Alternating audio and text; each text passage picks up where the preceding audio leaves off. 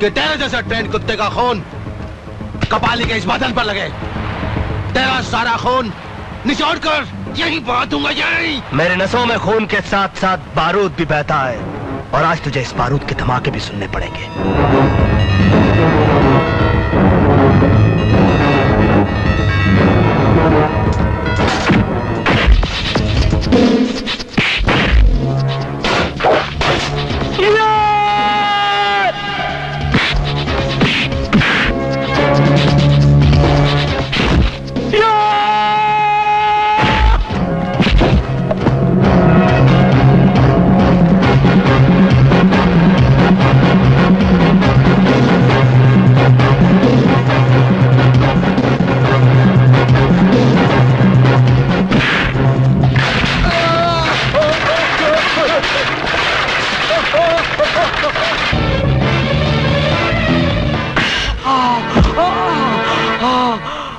ये वही कपाली है जिसका नाम सुनकर ही आप लोग कांपने लगते थे, मगर गौर से देखिए, आज ये खुद कांपने के लायक नहीं बचा। लोग कहते हैं कि जब कोई चीज बांझ हो जाती है तो वो कुछ पैदा नहीं कर सकती। गलत है ये, इसलिए कि जब लोगों की बहादुरी बांझ हो जाती है तभी कपाली जैसे गुंडे पैदा होते हैं। अगर आप लोग ये चाहते हैं कि आप लोगों की खुदी को मिटाने के लिए अगर गुंडों की खुदाई भी आ जाए और मिटा ना सके, तो आप लोगों को खुददार बनना पड़ेगा। खुददार, खुददार, खुददार। आप ही लोग बताइए क्या करता मैं? जब शहर की तकदीर हरामी हो जाती है तब कपाली जैसा एक हराम ज्यादा पैदा होता है। वो पुलिस लॉकअप से कुंज नहीं, हम पुलिस वालों की मर्दानगी उठा कर ले गया था। उसने एक जर्नलिस्ट का नहीं, एक आवाज, एक इनकलाब का खून कर दिया था। और जिस बुरी तरीके से उसने हमारे एक पुलिस इंस्पेक्टर को बीच सड़क पर मारा, उस गली के कुत्ते भी यह सोचकर खुश होते होंगे कि उनकी जिंदगी हम पुलिस वालों से तो अच्छी है। सर, कपाली की गुनाह इतनी भयानक है कि अगर किसी पुलिस वाले को उस पर गुस्सा नहीं आता तो यह समझा जाए कि वो इम्तिहान देकर वर्दी का हकदार तो बन गया है, मगर वर्दी का सच्चा वफादार नहीं।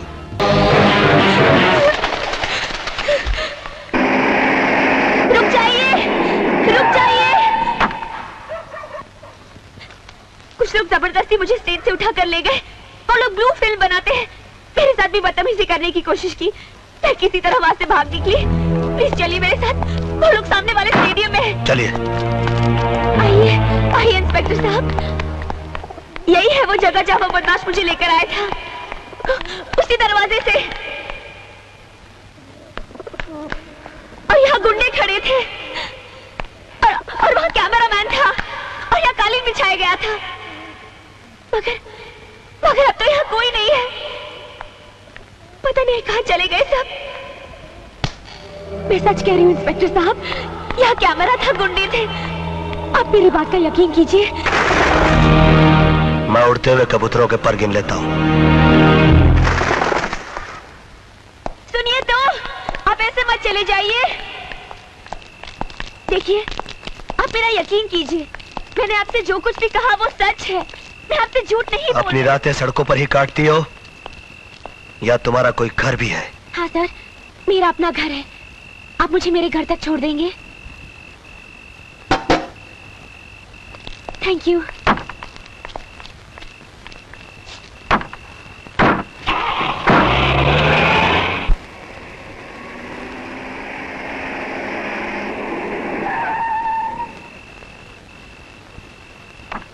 सर,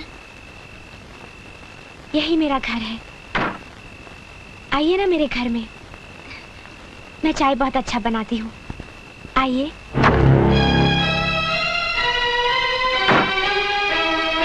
रात के सन्नाटे में अकेले मिलना, बदन पर इस तरह के तंग कपड़े, झूठे ड्रामे के सहारे किसी को अपने घर तक ले आना और रात के 2 बजे घर के अंदर चलने की दावत देना। रुक जाओ, एहसान जताकर मत जा। सुन ले मेरी बात। तुमको देखकर एक चीज तो समझ में आ गई कि हर वो चीज जो चमकती है वो सोना नहीं होती। अब मुझे देखकर एक चीज तुम भी समझ लो कि हर वो चीज जो काली होती है वो कीचड़ नहीं होती। ओ मानिया, सलीम, एल्बर्ट, पिंटू,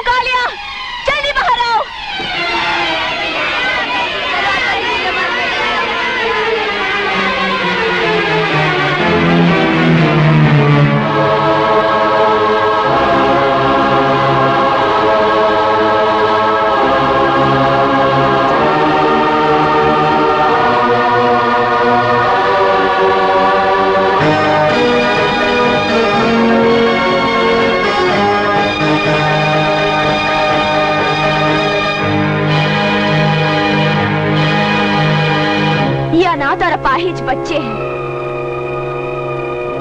जिनके पास मेरे सिवा इस दुनिया में कोई नहीं है। इन्हीं के लिए स्टेज शोज करती हूँ मैं। बोलो, अब कैसे लगती हूँ मैं?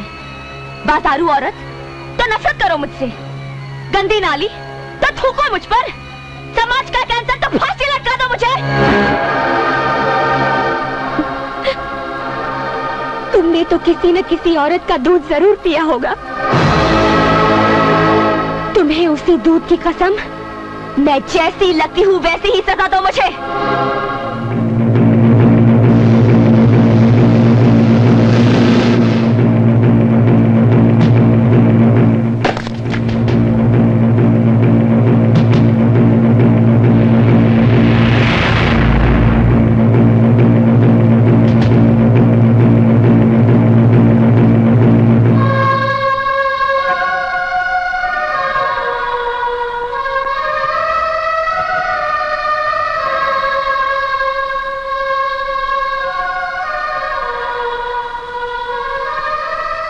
मैं पवित्र गीता को पहले इसी तरह माथे से लगाता हूं, फिर होठों से इज्जत देता हूं। लेकिन मैं, तुम में भी एक महाभारत है, तुम्हारे हर शब्द में क्रांति है। तुम भी पवित्र गीता की तरह हो, इसीलिए तुम्हारे साथ ये सलूक करना पड़ा।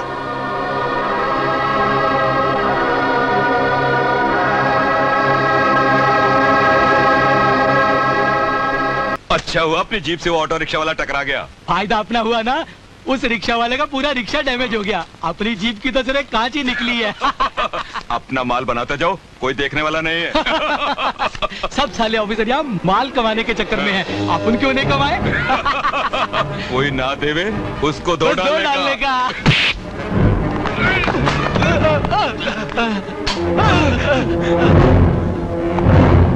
माइल्स, ये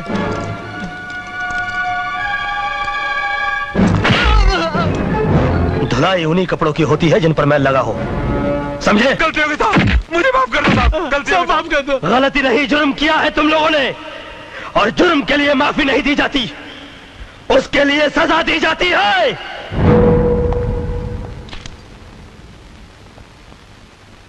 नंदू कहां चला गया? ओह, कॉलेज चला गया होगा। ये 11 बज गया, अभी तक सब इंस्पेक्टर वर्धन क्यों नहीं आए? सर वो हमेशा लेट ही आते हैं।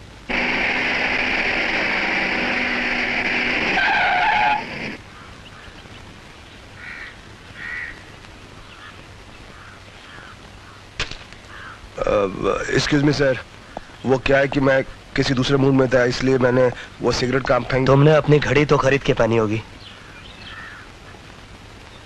जी? इसकी कीमत जानते हो?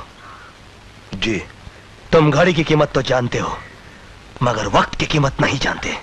ओह, वो क्या सर, कल नींद नहीं आई और कुछ सुस्ती सी भी आ रही थी। मिस्टर आदर्शवर्धन, तुम्हें इस बात का कोई हक नहीं पहुंचता कि पुलिस की फर्ज की गंगा जो कि कानून की गंगोत्री से निकलती है, उसे तुम अपनी गंदी आदतों के गटर में डाल दो। सर, मैं भी एक पुलिस ऑफिसर हूं। आप कमरे के अंदर भी मुझे यह भाषण दे सकते थे। यह भाषण नहीं, यह मेरी वार्निंग है मिस्टर आदर्शवर्धन। और मेरी वार्निंग तुम्हारे सिगरेट केस के ऊपर लिखी हुई वार्निंग की तरह नहीं, जिसे तुम भूलकर सिगरेट के कष्ट लगाया करते हो। मेरी वार्निंग कानून की किताब के उस फुल स्टॉप की तरह है जिसके बाद कुछ भी करने या सोचने की जगह नहीं बचती। जाओ।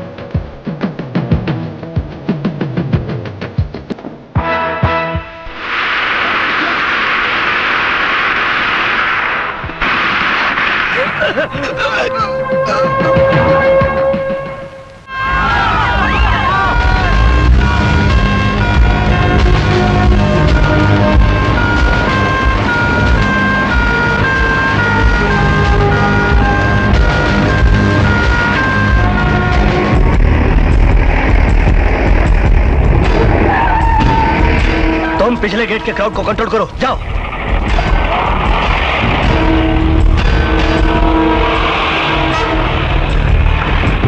जाओ जल्दी से लाश का पंचनामा करो।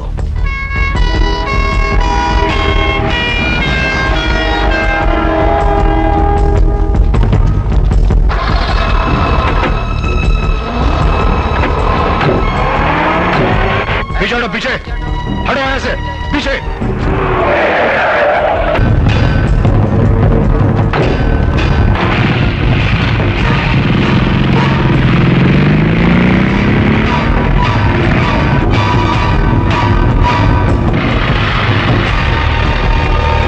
पीछे हटो, पीछे पीछे हटो। हटाओ सबको पीछे, यहाँ से सबको पीछे हटाओ। कोई तमाशा नहीं हो रहा यहाँ पर। हमें कपाली की लाश भी चाहिए। हाँ, तुम तो उसकी असली वारिस हो, तुम्हें तो लाश मिली जाएगी। हाथ पीछे।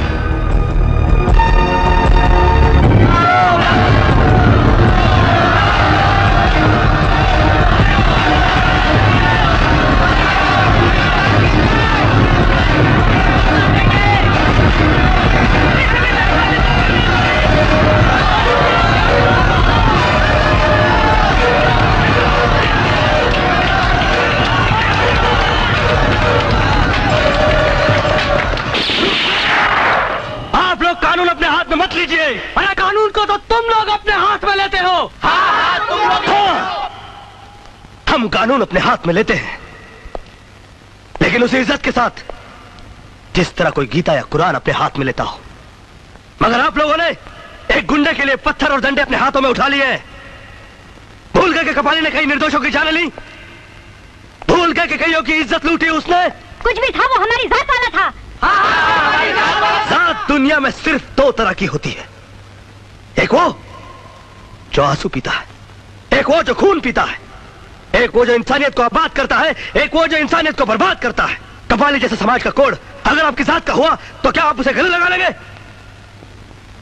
एक वक्त हुआ करता था जब हमारा समाज उसे अपना हीरो बनाता था, जो इंसान त्याग और बलिदान की मूर्त हुआ करता था। मगर आज लोगों ने गुंडों को अपना हीरो बनाना शुरू कर दिया है। अरे ये गुंडे तो गुंडे होते हैं, गंदगी लाख माथे पर रगड़ो वो चंदन नहीं बनती, हर लुटेरा वाल्मीकि नहीं बनता। बंद करो, बंद करो गुंडों की पूजा का ये रिवाज।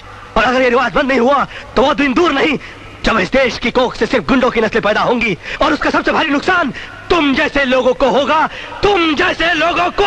भाषण बंद करो, हमें कबाली का कातिल चाहिए, कातिल। अबे हट, अबे हट, हट। मुझे कौन सा भाषण देकर तुझ जैसे नामर्द का वोट लेना है? Get out from here. Gate तोड़ दो और चलो आगे। हर वो कदम जो कानून तोड़ने के लिए आगे बढ़ेगा, मैं उसे अपाहिज कर दूंगा।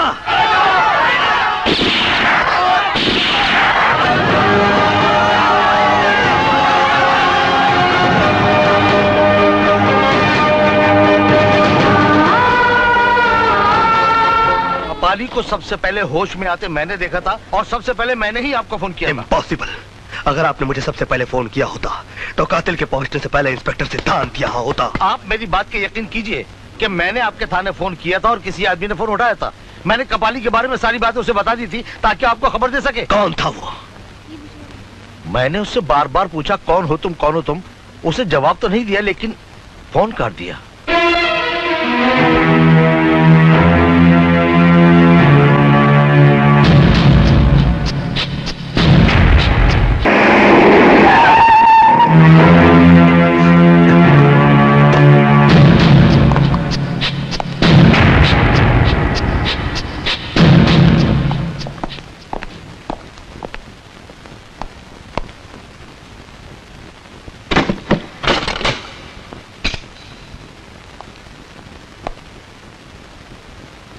उस दिन तुम्ही ने कहा था कि भाषण देना हो तो बंद कमरे में दूं।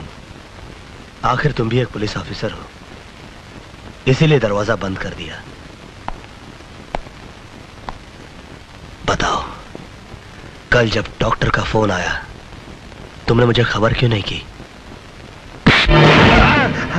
मैंने फोन नहीं उठाया। झूठ बोलते हो तुम। तुमने कपाली का मर्डर कैसे करवाया? मैंने कुछ नहीं कहा। झूठ है ये सब। झूठ वो है जो तुम बोल रहे हो। सबसे पहले तुम्ही को खबर मिली थी कि कपाली होश में आने वाला है, और तुमने ये खबर गुंडों को पहुंचा दी। इसलिए पुलिस पहुंचने से पहले गुंडे वहां पहुंच गए और उन्होंने कपाली को मार डाला। पता नहीं अंदर क्या हो रहा, कुछ खास बात हो रही होगी यार। तेरे को क्या, तू चुप कर रहे खाली। जिन लोगों के साथ मिलकर तुम कानून का बलात्कार करते रहे, अगर कल सुबह 10 बजे तक उन लोगों का नाम नहीं बताया तो मैं तुम्हारे जिस्म को वर्दी की जगह जख्मों का लिबास पहना दूंगा, और फिर तुम दर्द से इतना तड़पोगे कि उसके बाद मौत को भी चखोगे तो यही कहोगे कि मजा नहीं आया। सर अर्जेंट कैसे सर?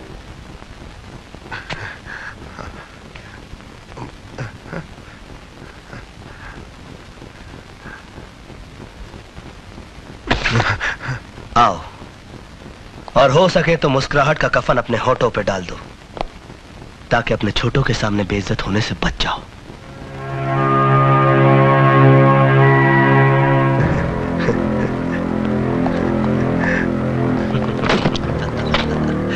मजा आ गया ना? हाँ, बहुत मजा आ गया। अरे कोई साहब को कोल्ड ड्रिंक पिलाओ। कल 10 बजे। Cold drink sir.